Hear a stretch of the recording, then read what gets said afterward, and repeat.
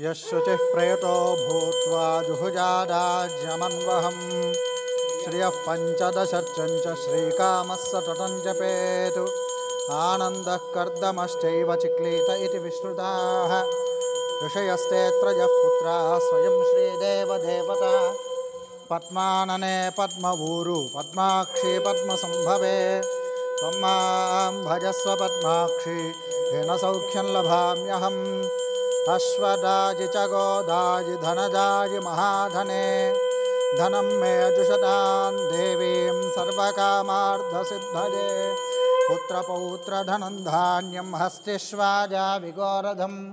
प्रजानां भवसि माता आयुष्मन्तं करोतु मां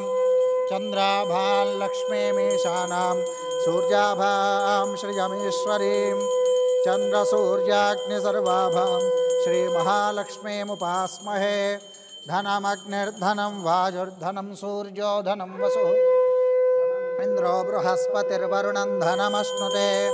वैनतेजसोमं पिब सोमं पिबतु वृत्रः सोमं धनस्य सोमिनो मह्यं ददातु सोमिनि न क्रोधो न च मात्सर्जन् न लोभो न शुभामतिः भवन्ति कृतपुण्यानां भक्तानां श्रीसूक्तं जपेत् सदा वर्षन्तु ते विभावरिदिवो अभ्रस्य विद्युतः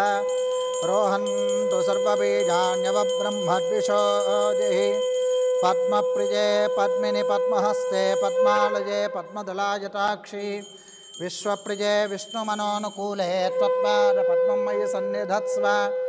व्यासा पद्मासनस्था विपुलकटितटी पद्मपत्रायताक्षी गम्भीरावर्तनाभिस्तनभरणमिता शुभ्रवस्त्रोत्तरीया लक्ष्मीर्दिव्यैर्गजेन्द्रियैर्मणिगणखचितैः स्नापिता हेमकुम्भैः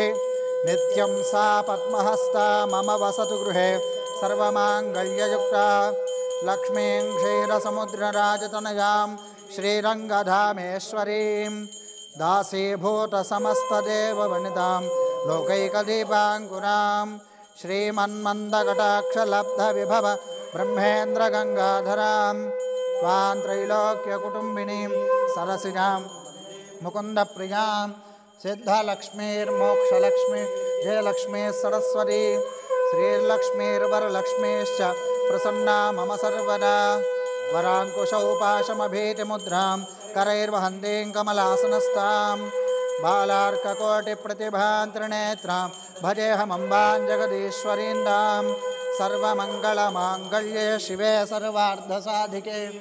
शरण्ये त्र्यम्बके देवि नारायणि नमोऽस्तु ते महादेव्यै च विद्महे विष्णुपत्न्यै च धीमहि तन्नो लक्ष्मीः प्रचोदयातु ॐ महादेव्यै च विद्महे विष्णुपत्न्यै च धीमहि तन्नो लक्ष्मीः प्रचोदयातु ॐ अष्टाचक्र ॐ अघोरेभ्यो घोरेभ्यो घोरघोरतरेभ्यः सर्वेभ्यः सर्वशर्वेभ्यो नमस्ते अस्तु रुद्ररूपेभ्यः सम्राजं च विराजं चाभिश्रीर्याचनो गृहे लक्ष्मीराष्ट्रस्य यामुखे तजामासगुं सृजामसि ॐ वेदाहमेतं पुरुषं महान्तम् आदित्यवर्णं तमसस्तु पारे सर्वाणि रूपाणि विचित्य धीरः नामानि कृत्वाभिवदन् यदास्ते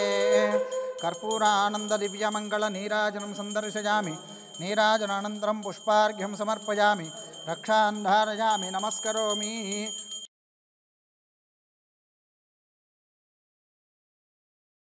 ॐ जातवेदसे सुनवाम सोममराति यतो निदहाति वेदः स नः परुषदति दुर्गानि विश्वानावेव सिन्धुं दुरितात्यग्निः तामग्निवर्णान् तपसा ज्वलन्ति वैरोचनीं कर्मफलेषु जुष्टां दुर्गां देवीं शरणमहं सुतरसितरसे नमः अग्नेः त्वं पारजानव्यो अस्मान् स्वस्तिभिरति दुर्गानि विश्वा पूश्च पृथ्वी बहुलान उर्वे भवातोकायतनया यशंयोः विश्वानि नो दुर्गः जातवेदस्सिन्धुन्ननावादुरितादिपर्षि अग्ने त्रिवन्मनसा गृणानोऽस्माकं बोध्यविता तनूनां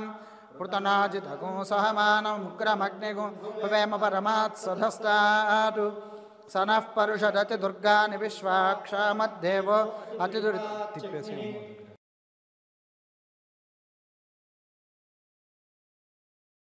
स्वाञ्जाग्ने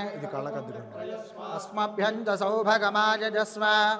गोभिर्जुष्टमयिजो निषिक्तन्तवेन्द्रविष्णोरनुसञ्चरेम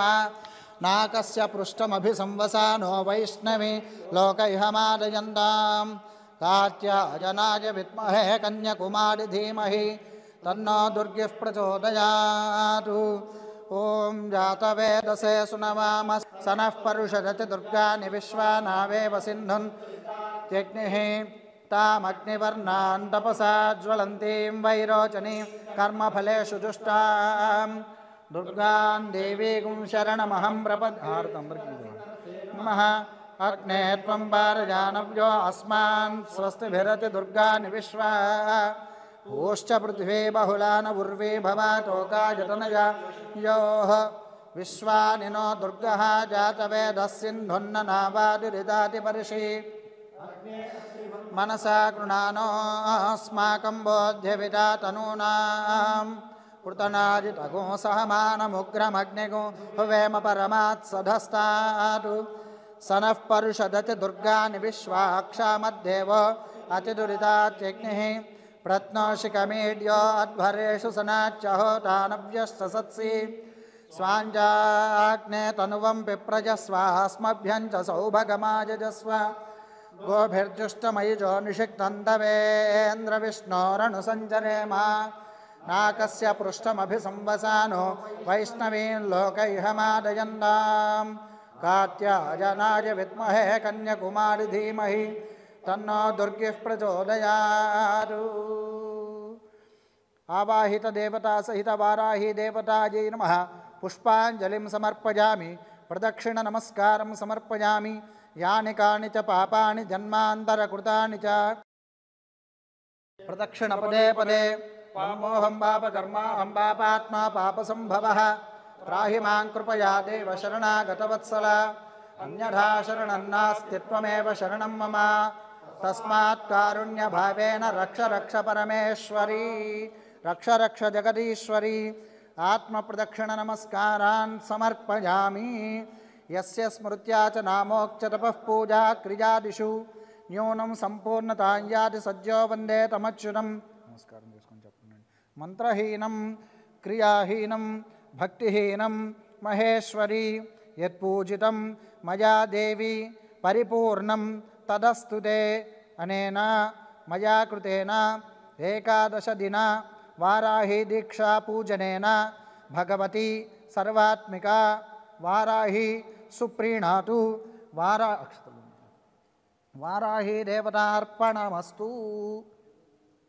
స్వస్తి శ్రద్ధాం మేధాం యశః ప్రజ్ఞాం విద్యాం బుద్ధిం శ్రియం బలం ఆయుష్యం తేజః ఆరోగ్యం దేహి మే హవ్యవాహన శ్రియం దేహి మే హవ్యవాహన ఓం నమ ఇతి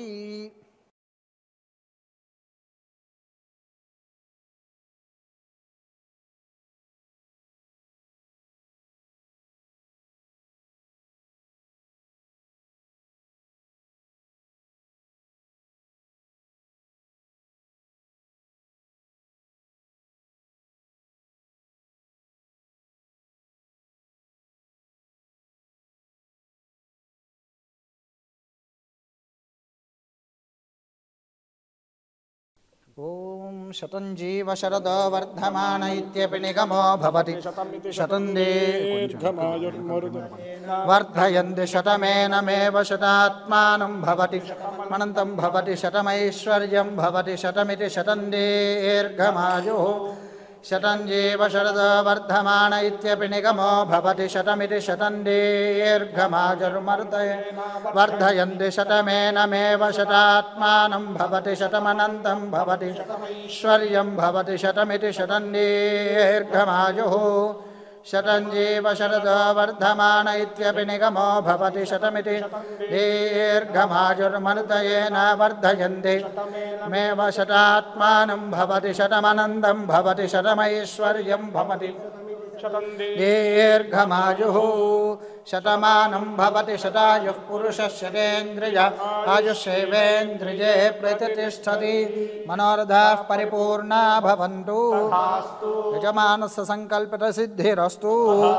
यजमानस्य एकादश दिनवाराही देवता दीक्षा संपूर्णता सिद्धिरस्तु